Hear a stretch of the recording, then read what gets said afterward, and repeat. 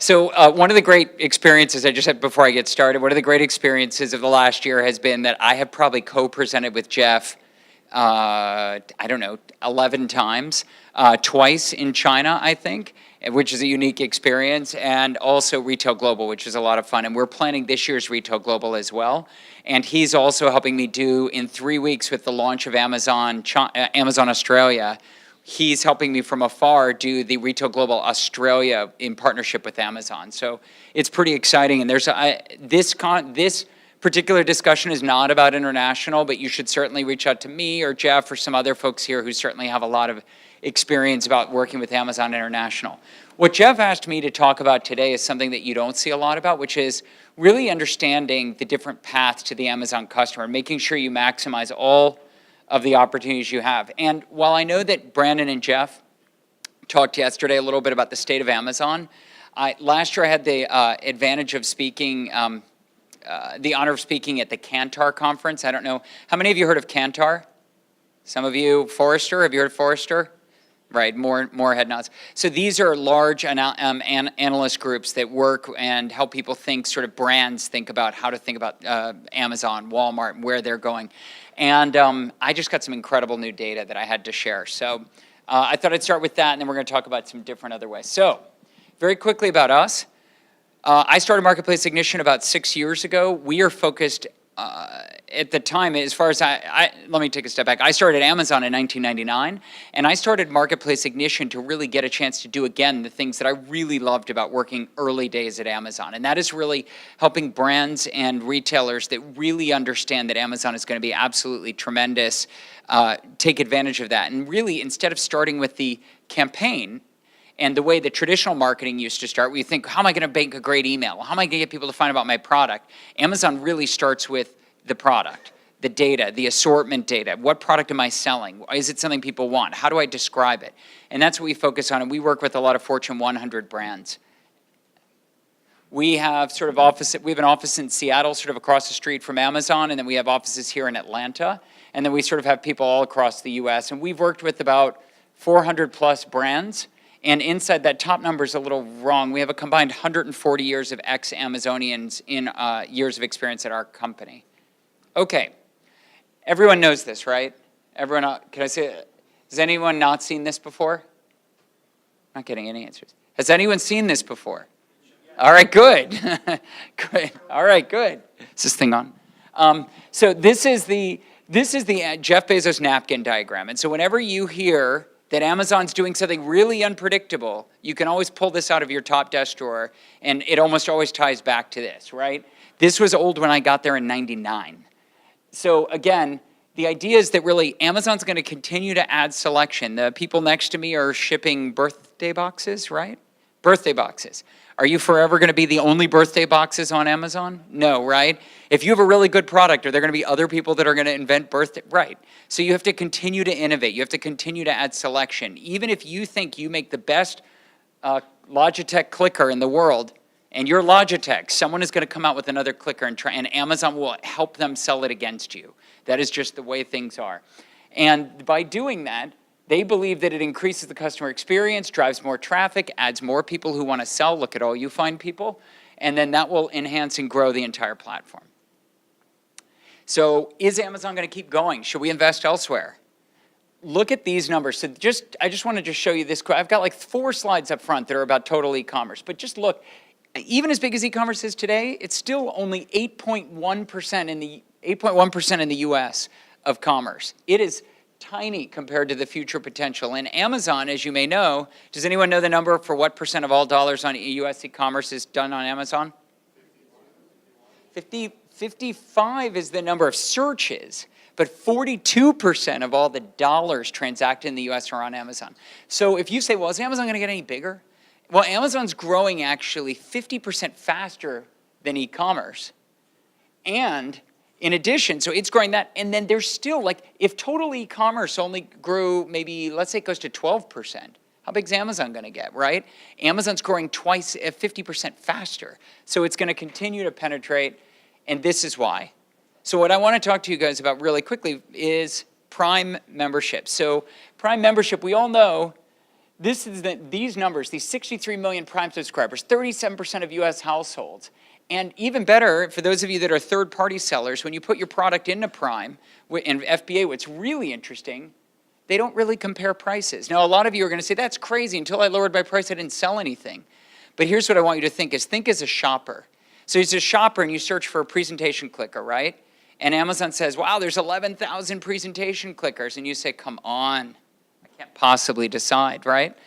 And so instead, what you say is you click Show Prime Offers Only. And they say, oh, there's only 400 of them. And you say, thank you. Now I can get through it. You don't even go back and think that the ones that you just excluded probably were cheaper. And so by not, these Prime members don't compare prices outside of the Prime Ecoverse. And so because of that, and because of what you've got right here, you get this really, that's the importance of being an FBA. That's the importance of selling to Amazon, or at least looking into doing that and taking advantage of all of this. And now if you say, so Amazon's growing really quickly, are they going to keep growing Prime? I mean, how many more people can you possibly get into Prime? So 37% of all households, but look how much it grew. Like there was a stat that came out this morning from Internet Retail, I don't know how many of you subscribe to them, that said they doubled it in 2 years. This number doesn't quite agree with that, but I don't really think it necessarily matters.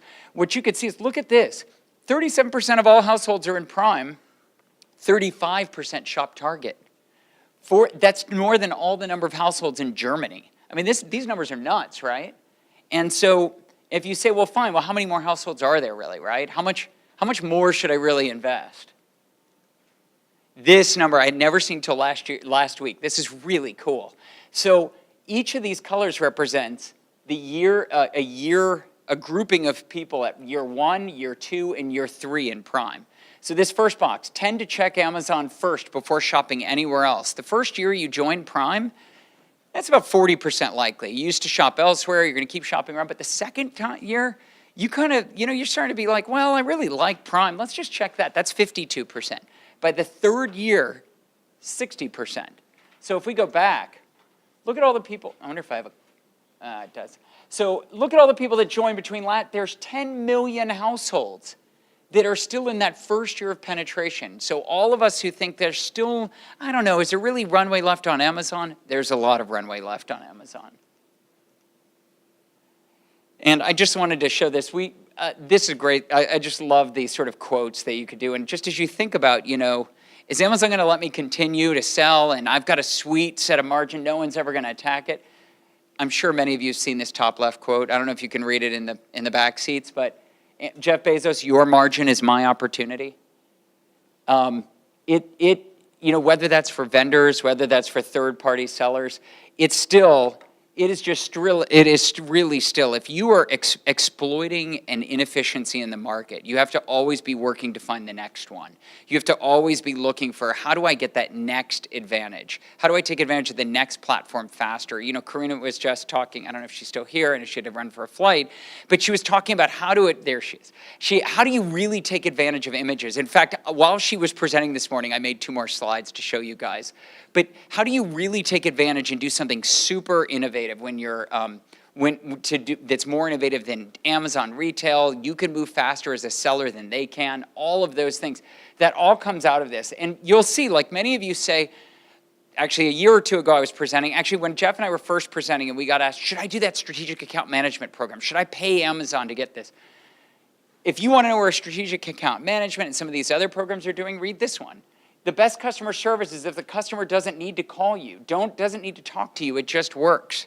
So if you think about, is Amazon going to continue to have these pay-to-play programs? It's an interesting question. I would suspect not. I would suspect that is not efficient in terms of what they call their hands-off-the-wheel program. Each of these programs, I would say, Amazon is going to continue to optimize to have you think about how does a seller work directly with us and grow without interacting with us? Interacting with a person. Okay. Ways of engaging with Amazon as a seller or brand. So before we talk about 1P, 3P, hybrid, and ways to think about this depending on who you are, I just want to make sure that we talk about all the ways that Amazon reaches customers here in the US and elsewhere. So Most of you understand, obviously, Amazon Prime, Amazon Retail, Amazon Marketplace, and you've got FBA, and you've got Merchant Fulfilled Prime. How many of you qualify for Merchant Fulfilled Prime? Most of you. Definitely get, if you have a heavy, bulky, and you can't ship into FBA, this should be your highest priority, is qualifying for that. So then we have different vendors that are on this side now, and then on the other side, and we had a discussion at lunch with some folks, well, wait a minute, you mean my product's not in Prime now? So how many of you are in a city where you can get Prime Now? Do you use Prime Now? Do you use Prime Now? It's pretty incredible, right? In Seattle, we had a great meeting with a client in South Seattle, just south of the airport, and I was coming back to my office, and I had Bullet Bourbon shipped to the office from Prime Now along with some office supplies so we could have bourbon at the end of the day. Like, it's pretty amazing. Here in Atlanta, you can get milk, Coke for free. In fact, you know what's really interesting about Prime Now? It's a marketplace for local product. In Seattle, I can order from a store, almost like Instacart, through Prime Now. Here in Atlanta, at lunch, we order on Amazon for lunch, and Amazon brings us lunch and a clicker. You know, it's really, really interesting. So Dropship and Flex, this is a separate program that is really for vendors, fresh, overnight delivery, and then pantry. So how do you get access to all the ones on the left? And if you're on the left, how do you get access to the ones on the right? So how many of you sell to Amazon? About 5 hands, right? And should I assume all the rest of you sell on Amazon? Okay. So let's talk about the different reasons why you would do both. Actually, Eddie, are you a hybrid seller? Yes. Ah, okay, good. You want to get up here and do this part for me? No, are you sure? Come on. All right, good. All right, so why would I be a hybrid seller? Well, you might be a hybrid seller because you sell something that works really well for next day delivery. I mean, for 1 hour delivery, right? We know that same day, same hour is really growing this year. There's a huge amount of growth in that. And, you know, if I know that I need, I don't know, I'm out of my vitamins and Amazon will deliver them. Sorry, I saw you guys over there. And I, you know, I need another vitamin for tonight and I took my last one this morning. Why should I wait 2 days to get it when I can get it in an hour for free, 2 hours for free? So let's look at that. So Prime Now, as an example, is only available for Amazon sold items. So if we look on the left side, let's talk about, actually, let's start since most of you are 3P. 3P, everyone knows you're either merchant fulfilled or fulfillment by Amazon. And merchant fulfilled, I don't really, since I think everyone in here is probably 3P or pretty familiar, you're the seller of record, you own the inventory. If you have a big promotion, you don't need to worry that Amazon's going to stock out. On the other side, Amazon prices the inventory, they take ownership, they write a PO, they pay you on net X terms, all those other things. However, they also drive your inventory harder, faster, and you have access to more opportunities to interact with a vendor manager. You have opportunities to participate in AMS. There's all kinds of other things. You know, this sort of layer underneath of the different click advertising and other advertising. So I'm just going to put them all up at once. So let's talk about this. So Amazon 1P. So what are the big benefits, right? Amazon owns your inventory. You're more likely to have a chance to work with someone. You can use Vendor Express, and you may not work with someone, but as you get bigger, you will. You know, the ability to negotiate. You have other ways. Amazon's going to win the buy box more often than anyone else will. All the things you expect when you're like, Amazon's playing, you know, Amazon's playing dirty. Amazon's probably not playing dirty, but if you sell to them, your product can participate. And if you have a single brand, imagine that if you can really drive it hard through 1P, and your product that is in third party will benefit as that brand goes up. When we heard Ian talk this morning about the different search results and the value of creating velocity in order to drive up search, same thing. You know, Amazon Retail pushing your brand, if you could really get traction on a couple SKUs, the other SKUs that might be in third party, those SKUs will continue to drive, those SKUs will go up in search results as your brand goes up. Now, there's a whole series of other things we're going to talk about what that means with hybrid. That selling 1P and 3 is hybrid, and there is a small restriction on that. Challenges, again, you have to sell to Amazon at wholesale. You know, they own the price. Marketing is almost entirely pay to play. If you want to be in a lightning deal, you're probably going to pay for it. If you want the enhanced brand content data that we talked about, that Karina talked about, you're going to pretty much pay for it unless you get big enough that you can get bypassed. And they pay you later. Obviously, I'm not going to talk about, does everyone need to know the benefits of selling third party? Anyone? I don't think so. You guys all know why you should sell third party. Let's talk about hybrid. So this is if you sell third party and first party. So there are 5 hands in the room that do this. And we talked about that, and we talked about that a minute ago. You know, and if you already, this is a good option for you to do things like new product testing, to test the value of selling into Amazon. So for example, what can they really grow your brand, and can you also grow your third party brand? This is also a great thing to get, so you get better grant visibility, but you also get better presentation and SKU control, access to more marketing programs. On the other side, doing this is often only by permission. You can just sign up for Vendor Express, but as you grow and Amazon becomes aware of it, they're going to want to know, they're going to want you to sell more of your product. And you will, how often do they ask you to sell your entire assortment? All the time? Yeah, all the time. And there can get to be points where they will insist on it. If you, what's that? You will, so the question is, can't you lose control of price? You will lose control of price. If you sell third and first party, they will own the price for any product they sell. If you think, oh, I'll run a 3P discount this week because I can get, I'll drive up, they will match your price. Amazon also sells under their cost type of product. If they buy for $17 and sell for $13 every day. That's exactly right. All the time. In fact, wasn't it you that told me a story at Retail Global about how that they went below your cost once and you bought some product back? Yes. I remember that, and then you could sell it back to them.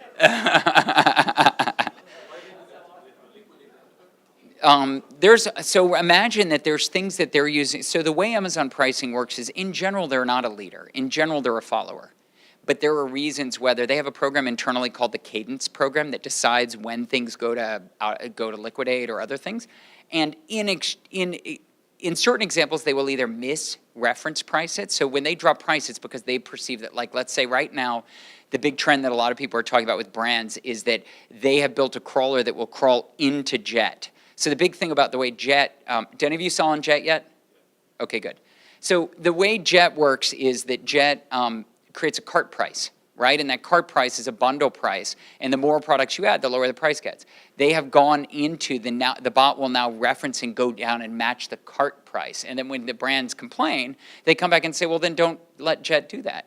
And so we're starting to see more and more where, and we also can see that this can go wrong. They can match to a 2-pack when you sell a 4-pack. So there's all kinds of things where you have to really work with Amazon, try and file a ticket, try and work, and it's very difficult. If you think Seller Central tickets are hard, Vendor Central tickets are even harder. And, you know, again, there's just a lot of technology integration between these two things, right? However, the plus side is that you could sell a lot more product. You know, you look at Prime Now. I really want my product. I think my product is a great item for next day. Okay, well, you're not going to get to it otherwise. If you sell fresh, consumable, CPG, all of these things work really well right now. Right now, Amazon is putting a ton of value into same day, same hour. In fact, the Amazon bookstore right now, I was just in a meeting a couple weeks ago where they were talking to me about candidate clients of ours that we know that would put product in their Amazon physical bookstore. The Amazon Go store is only for that. There's so many exciting things they're working on in physical retail, you won't get into it as third party.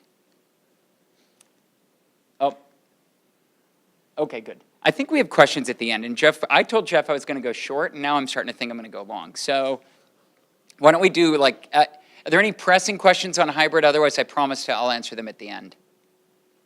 All right. So I sort of did 2 parts of this, right? One was trying to match to all the ways you can sell through Amazon and all the programs they have. And the other one is apparently to show the same picture that everyone else is showing. No, I'm just kidding. But the other one is to also talk about making sure you think about using your listings and the power they've already given you in your listings to sort of, you know, hit the title of maximize all the potential of what you've got. And I use this picture. I'm not going to go into it since Karina already did. But I'm going to talk to you about the ways that we use images and how we work with our clients. So again, one of the things I really, you know, this thing really works. You know, follow the leader. He's on a Honda, right? You remember? Do you guys remember this campaign? Right? It's kind of old. It's the 80s. It's an 80s campaign for Honda.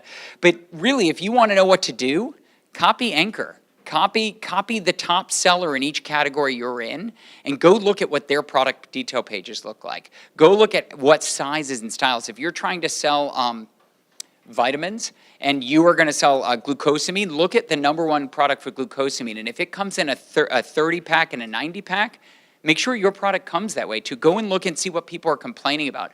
The winners in this space are iterating product based on user-generated content every day. I can't tell you the number of clients. I met with a guy at Retail Global, and he said, I'm really bummed. He said, I'm here to meet with you. He said, because we only started in January, and I feel really underwhelmed. And I said, well, how big are you? And he goes, well, we started with nothing, but we have a contract manufacturing license with a place in China, and so we're just iterating on product.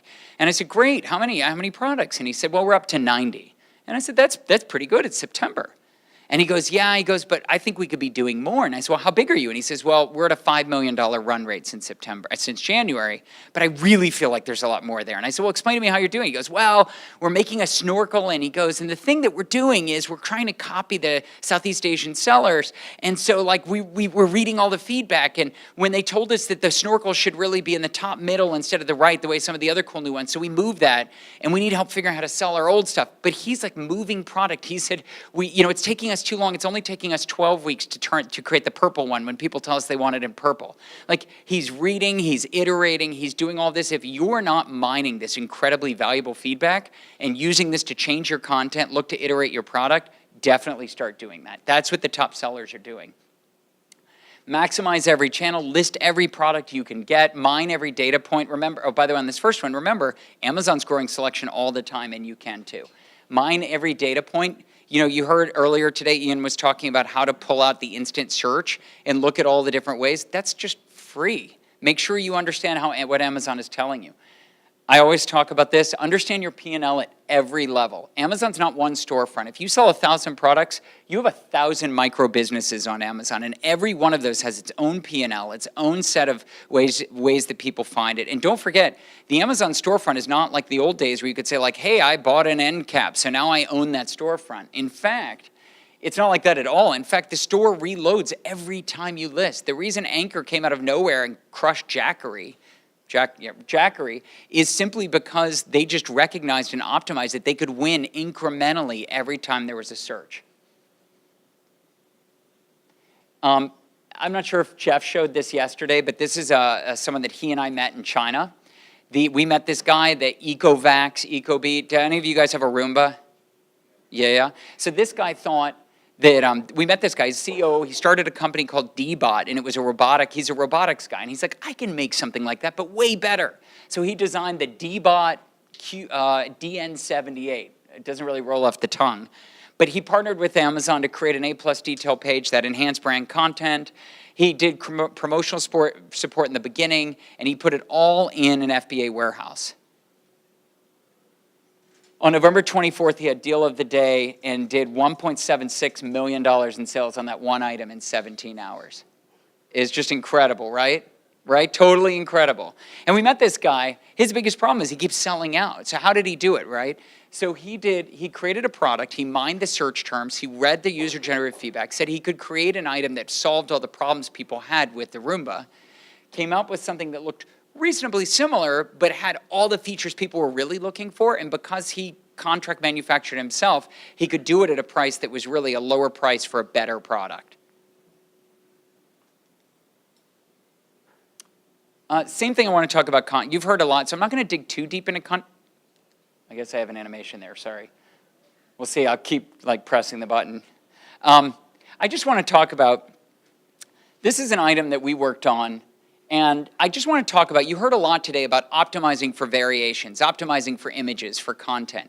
Those folks aren't kidding. This is really, really important. You want to use every image, every bullet point, and do it well. If you look here, this is a product that we worked on for a very large brand. Here you could see the day that we added optimization. We did an optimization video and enhanced brand content on the same day. And then does everyone know what I mean by variation collapse?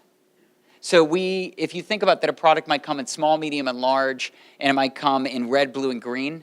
The way you would sell that on eBay is at the child level, so you don't collapse the variations. Every product has its own page. But on Amazon, the way to do that is to sell that shoe all together, or that shirt all together. That's a variation collapse. And you could see what it does. And I'll show you, I have an example of it after I think the images. So hold on a second. Oh, I have an example here. So this is one of my favorite products to talk about. This thing is called the Mr. T Tea and Fred Mr. T Tea Infuser. It doesn't really roll off the tongue, right? So this is a thing where, you know, if you're British, you of course know what a tea infuser is. You put loose tea in his pants, right? Well, you probably don't really use this particular one, but he's cute, right? If you drink tea, and this thing is like a cute novelty item. He's so cute, right? And he sits and hangs out like he's in the hot tub on the side of your cup. But here's the thing. The third-party seller that originally set this up as like a couple images. The first and fourth bullet are basically the same, and they're kind of gross, right? Molded from food-safe soft silicone rubber. Oh, and made out of tasteless silicone rubber. Who wants that in their hot tea, right? Nobody. And worse, you've never even seen this thing before. This is the kind of thing that's like a notion, a kind of thing you would impulse buy or gift buy. So the chance that you want to buy 2, 3, or 4 is the variation strategy is pretty low.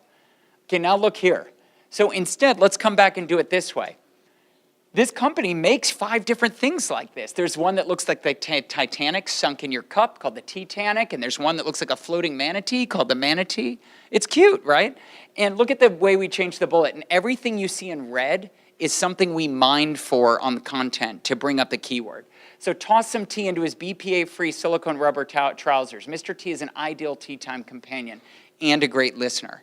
So this is that narrative kind of bullet that Ian was talking about this morning, right? That was you, right? Good. Second, he purchased securely on the rim of your teacup, so he fits all sizes of mugs and loose tea. We had a lot of content and copy where people were complaining they couldn't tell how whether would this fit all sizes of cups. So we put this up there. Is this for loose tea? You know, forgive the Americans that don't know, like myself, but a tea infuser is for loose tea. You don't shove a tea bag in this guy, you put loose tea in there. So, right, so what we're doing is we're solving problems now that come back as returns later. Hey, my friend thought this would be for tea bags. Silicone rubber is easy to clean, soft, food safe, tasteless, so it won't affect the flavor of your tea. So much better than made out of tasteless silicone rubber. But what I want to get across here, and I actually almost pulled this slide because it's cute and everything, but Ian kind of covered a lot of this. But what I wanted to do is to actually show that you can tell a story while hitting the same keywords. That's why I left it in. This is the kind of thing that hits all the same SEO goals that he was talking about this morning, but it's also the kind of thing that also I just wanted to, it doubles down that you're actually telling a story. This makes someone want to buy it. I also want to reiterate, and there's another thing I was going to delete, which is, I was like, oh, maybe I won't show the images. Karina kind of did. But I really do want to talk about like what you want to tell. And look at some great examples of images. Look at Sonicare. Look at Ounce. Look at even this. Here's a case where Depends has an issue, right? Depends. People don't know what size they need. It's an adult product. I don't know. Small. I don't want to even buy this thing, let alone figure out what size I am. So if you blow this up, this tells you in a size chart. And it's not, you know, these kind of products that they call shy to buy. These products are great for showing images where you can show an image in a way that makes people feel comfortable buying it. Highlight the key benefits, show how your features work. These exploded items are so worth paying money for. This one, this is the slide I built this morning while Karina was talking. So this is a client we worked with, and they're a really large supplement seller. You've probably never heard of them because almost everyone in here is too young to buy their product. They're the kind of thing they targets mostly by mail order, mostly traditionally, mostly at seniors. And what's really interesting about this product is when we started working on it, it had the variants were the pill count, 60 or 180. And what we realized after reading this is nobody knows how many 60 pills is, right? Not that you can't count pills, but do I take 2 of these? How long is this going to last me? It's kind of expensive, $42. Does it last me a week? And so what we did was we got a huge conversion lift just by changing the variant names from 60 pills to 30 days supply, from 180 pills to 90 days supply. That was a huge lift. And then we came back through and we said, well, what are people complaining about? Why do people return this thing? By the way, I'm going to talk about, we did a lot of work in testing and the titling, and you could see that we did this in the title too. But I want to tell you, so number one of the biggest mistakes people make in this space, oh, it's the second one. I'll go back. One of the biggest complaints we had first is this pill was too big to swallow. People, for vitamins, that's like one of the biggest things that people complain about. So we kept thinking about it, and we got with them, and we had these shots made, because everyone knows how big a penny is. And so what we did is this is on every single one of their products now. We just had a shot taken. And so if it's too big, and this dropped returns because of pill size down like 98%. Then we got complaints, people couldn't read the label, because what we did was we took a photo in a white little photo booth originally of the back of the bottle. But wait, we had the artwork. Why do we go to the trouble? So just changing out the nutrition and supplement facts with the actual picture as opposed to the back of the bottle actually made it so much more readable. It was so easy. We had the image because the bottle was being made. And then the final thing, who knows what the number one negative feedback about fish oil is? I bet you do. Taste and? 9 out of 10 customers report no fish burps. More than half customers reported having fish burps with other fish oil supplements they tried. This is an image on this product. We had this graphic made, and this is great. And by the way, we want to make sure that no one just thought we were just advertising, so we have underneath here, we cited the study. This was a huge changer for this. People really react to this because it's cute. Like if you're willing to have a little personality about this and you really can get the data, that's great. And you don't need to take a picture of this, it's live. You could just search for Dr. Sinatra Omega Q. Oh, hold on a second. So if any of you have delicate sensibilities, turn away and don't look at the next slide. It's about repurposing your product, but it's an adult product. So on the left is a product. I've only shown this slide once, and people seem to like it. So hopefully you guys like it and don't all run from the room blushing. On the left is a very popular product that so many people sell that there is almost no margin left in it. This is the elevating leg rest. This is the kind of thing that, you know, Bubby uses in the in bed to watch TV, right? She puts up her legs, she's got poor circulation, maintains, you're right, whatever. Zero gravity back pain relief. You watch basically everyone's Bubby has one of these, right? $28 for a piece of foam with a washable cover, right? Who knows what the margin is on this? Let's say their net on this is like 22, maybe the cost was 18, whatever. Maybe they make $4 on it, let's just say. This product is in sexual wellness. It is a foam bed wedge with lovely images with a washable cover. Have you seen one of those before? $71.77. No returns, by the way. You can return this product and then you have to throw it away because Lord knows you can't sell it again. This product, anything sold in sexual wellness, can't be sold again. By the way, they spent a little bit more on images. So maybe let's say their hard cost was $20 instead of $18. $71. So we had $4 in margin over here. Maybe I have $45 in margin, 10 times the margin for basically the same product. I just wanted, when we talk about like maximizing all cylinders on Amazon, your third-party sellers, how else can the product be used? How else can you merchandise what you're doing? How else, are there other places you can sell it? And I'm not telling you to call Coke Pepsi or call it sparkling dark liquid can, you know, and try and get other people. But what I am saying is that there are plenty of places on Amazon to take what you already know how to do and find a way to leverage what you already know how to make or do and repurpose it. Okay. I have no idea how I'm doing on time. 10 minutes. Thank you. I might actually be on time. Thank you. All right, good. So now I want to talk about leveraging the halo. In this little monitor, it's off the screen. Okay, so one of the things that we talked earlier about with hybrid is I was talking about like selling to 1P, selling to 3P, growing your business. How do you, this kind of net effect is really like a halo effect. And so one of the things I see all the time is I ran that event, I ran a lightning deal, it was fine, but then nothing really happened. What I really want you to think about is always be thinking about your product as a set of, you know, I told you, think about everything as its own business, except for promotions. Ignore everything I said before about that. Promotions have a net effect. So as you push, if you have a brand that all your products sell under, how do you think about promoting things together? On Monday at 10 a.m., I'm going to promote this product under this brand. On Monday at noon, I'm going to promote that one. What is that one? On each page, it has frequently bought together. Imagine that people, if you drive up a ton of views on that first page, what happens to all the products? Watch what happens to the sales rank of the products that are frequently bought together. Now think, what if I next set up and I watch that and I promote the other product in the frequently bought together? I sell a stroller and a baby carrier and a travel system and maybe a weather cover. Okay, now start pushing these individually and match them in a set of promotions, and you would be shocked by what happens where you really continue to build up, and by the next day, you get a trailer effect. Now, our clients that do deal of the day, we'll see halo effects for weeks off the deal of the day. But those are moving, hundreds of thousands of units sometimes. But if you can do this even on a small scale, you'll notice that you start pushing up the sales rank just by repeating different products that are complementary and that are cross-sold on Amazon.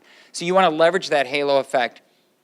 And you always want to maximize this promotional value. I assume most of you are working off top line and bottom line revenue. So you start with things that affect the product detail page. So if you think about this, think of how Amazon products, Amazon people search. What you want to do is you want to first do things that affect your detail page.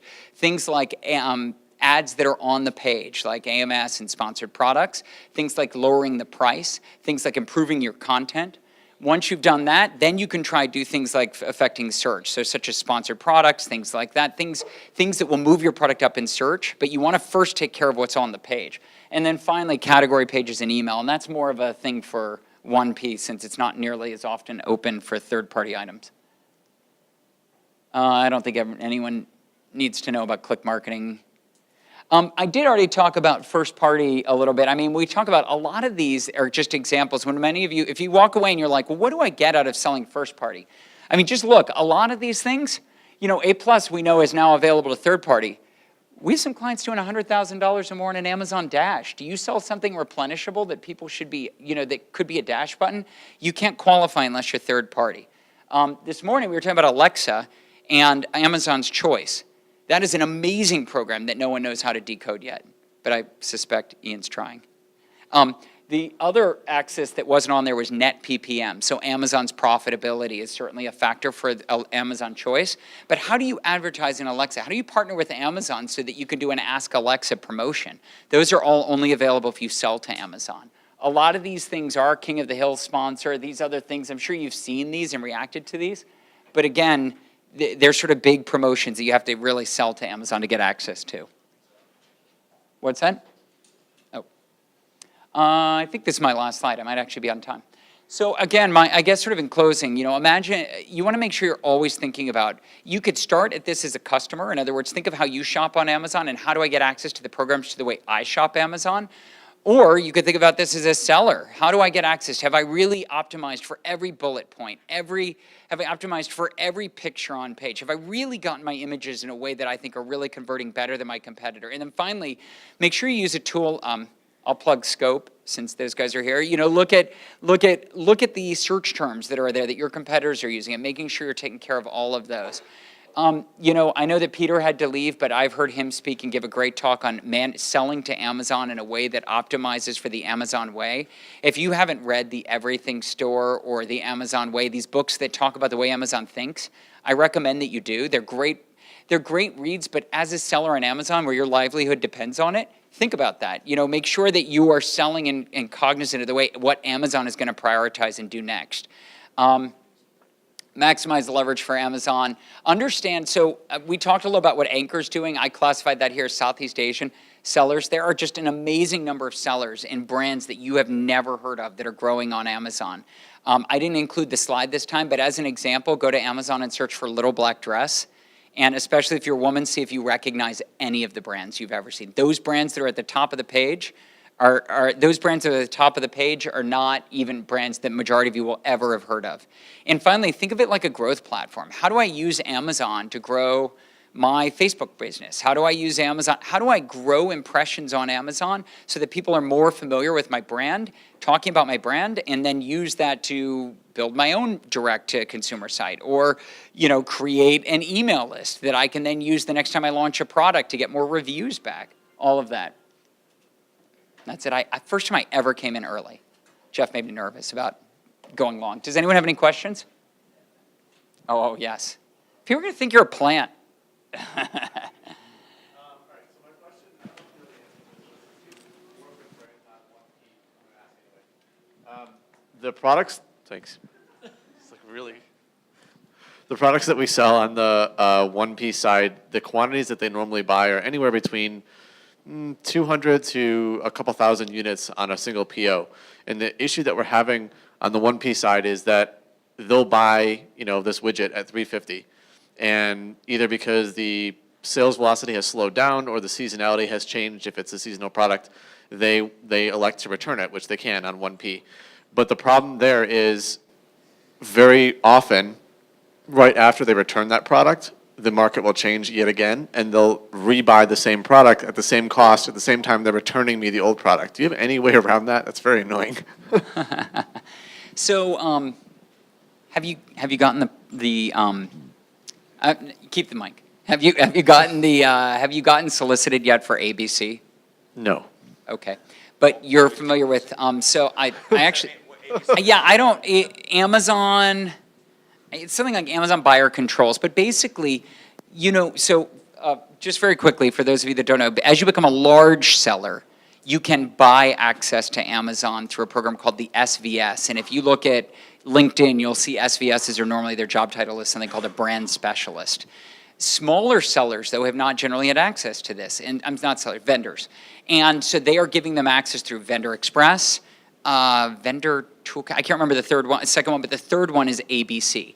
And ABC is a pay-to-play program with almost an a la carte menu, and it's access to an in-stock manager at a pay-to-play price.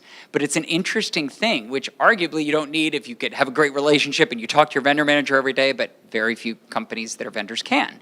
But if you could a la carte get them to plus up or turn down certain, returns, and you say, look, I want to buy, you can get like 3 plus ups a month, which means like, I'm going to run a big promotion. I'm going to direct a lot of traffic to Amazon, Facebook. I need you to plus up this buy.